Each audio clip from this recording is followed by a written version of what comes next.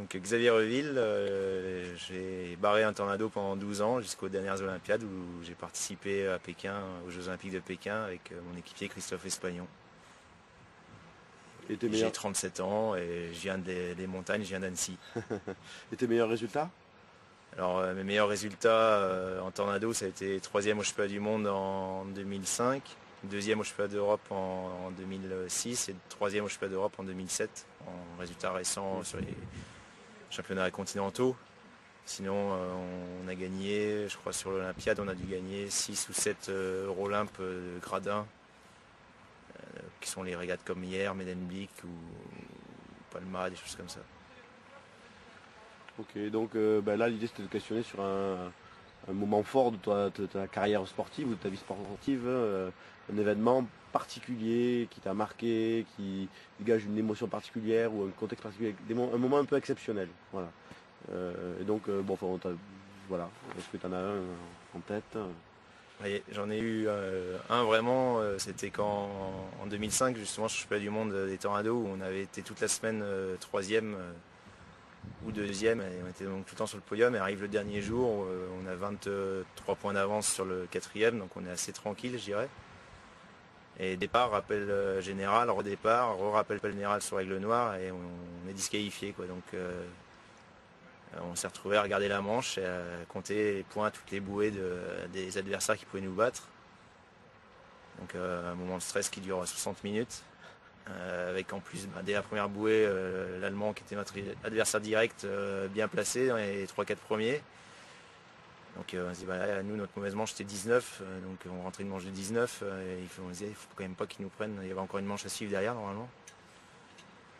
Et puis il finit la manche et au bout du compte on se retrouve avec encore 2 points d'avance à la fin de cette manche-là. Donc toujours 3e, mais bon, pendant 60 minutes c'était vraiment l'enfer. Et l'enfer pourquoi? À l'enfer parce qu'on pouvait rien faire en fait. On était là passif, on pouvait pas défendre notre beefsteak, pas aller le marquer, rien. On était tributaire de son résultat, quoi. On pouvait rien faire du tout. Et donc là vous avez 2 points d'avance à la fin de cette manche-là? Voilà, et il y a une manche à suivre ou pas? En fait c'est une journée avec peu de vent et tout, on a déjà beaucoup attendu et on arrive leur limite à 16h sans vent, sans rien, donc il n'y a pas la manche suivante, donc gros soulagement. Mais on est passé pas loin de la correctionnelle je dirais, parce qu'on n'avait aucune raison de prendre des risques sur ce départ et on les a quand même pris.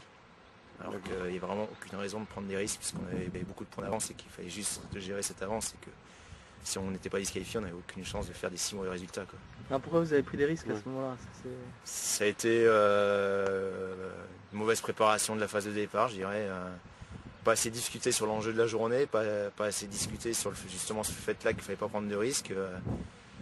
On a pris un départ au taquet comme les autres jours, très près de la ligne et tout.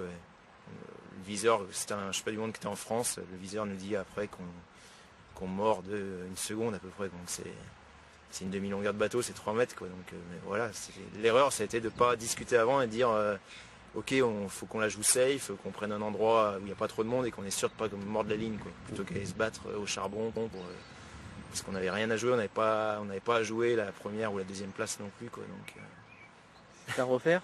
Ouais. Qu'est-ce que tu retiens là-dessus? Qu'est-ce que ça t'a permis d'apprendre, enfin, ou de savoir ou de... nous a appris justement de mieux jouer stratégiquement par rapport au classement général. C'est vrai qu'on avait tendance à jouer souvent la gagne tout le temps et pas forcément jouer un peu des fois des petits coups, les petits pions. Et des fois être un peu plus sécuritaire sur une fin de championnat, peut-être pas forcément vouloir absolument gagner la manche, mais plutôt jouer le général, c'est vraiment ce qui nous avait manqué. Après on a fait plus attention au déroulement d'une régate qui dure 7 jours ou 5 jours, notre organisation par rapport au déroulement de cette régate. Quoi. Moi, une petite question, et sur ce moment d'attente qui est l'enfer, si tu devais le revivre, tu le gérerais comment?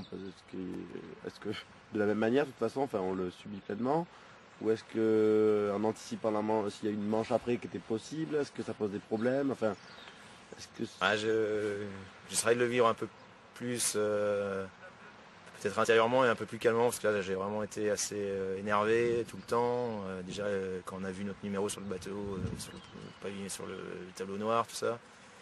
c'était un moment, en plus sur la phase de départ en elle-même, on était en désaccord entre nous, donc moi je voulais freiner, lui il voulait lancer, donc forcément après c'est ah putain tu fais chier, tu vois où ça nous mène et tout, et après j'ai vachement pris, j'étais un peu rancunier quoi, j'étais un peu, ça m'énervait quoi, et donc après on a rediscuté et tout, et pour essayer de prendre plus de recul, me dire, parce qu'en plus il aurait pu y avoir une autre manche derrière, donc il fallait être à 100% sur la manche suivante et pas se foutre sur la gueule pour ça, parce qu'il y a encore quand même le podium à jouer. Et donc après on a plus débriefé là-dessus et essayé que moi c'est vrai qu'après pendant toutes les 3 années suivantes de la préparation olympique, j'étais un peu plus zen sur les événements tendus quoi. Même si je suis toujours un peu sanguin, donc je m'énerve un peu vite, mais justement c'est de faire un petit travail sur moi pour prendre sur moi, dire ok ça s'est passé, maintenant c'est passé, c'est pas en faisant la gueule que ça va changer quelque chose, donc essayons de positiver quoi. C'est un peu ce que je me suis fixé par la suite quoi. Je te remercie. Merci. De rien.